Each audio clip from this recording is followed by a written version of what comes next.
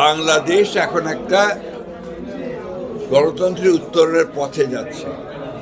ইতিমধ্যে অন্তর্বর্তীকালীন সরকার নির্বাচনের সম্ভাব্য সময় ঘোষণা করেছে এবং বেশিরভাগ রাজনৈতিক দল তাদের ক্যান্ডিডেটস ঘোষণা করেছে এবং দেশে নির্বাচনের একটা আবহাওয়া সৃষ্টি হয়ে গেছে। সুতরাং আমরা অত্যন্ত আশাবাদী যে কোনো রকম ঝামেলা ছাড়াই 26 ফেব্রুয়ারির প্রথম দিকে বা মধ্যবর্তী সময়ে নির্বাচন অনুষ্ঠিত হবে। এই বিষয়ে আমরা মোটামুটি অত্যন্ত আশাবাদী।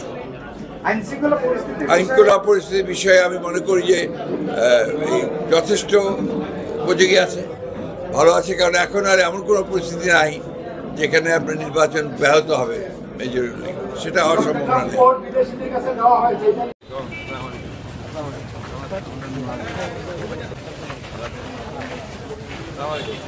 মাধ্যমে শুভেচ্ছা জানাবার জন্য অনুরোধ করছি সকলকে করতালির মাধ্যমে।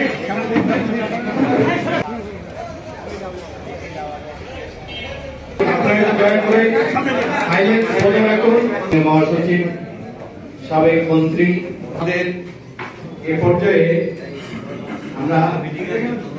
আমি আসন গ্রহণ করে আপনারা আপনাদের পর্বটুকু আপনারা আমাদের সমাপ্ত করে একটু সুযোগ করে দেন।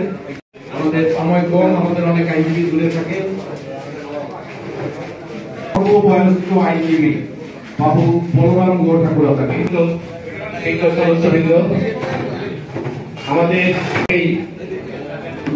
এই দক্ষিণ এশিয়া উপমহাদেশে আমরা সবচেয়ে বেশি গর্বিত এই ঠাকুরগাঁও মাটিতে যিনি জন্মগ্রহণ, ঠাকুরগাঁও জেলার সকল পর্যায়ের আইনজীবীদের সঙ্গে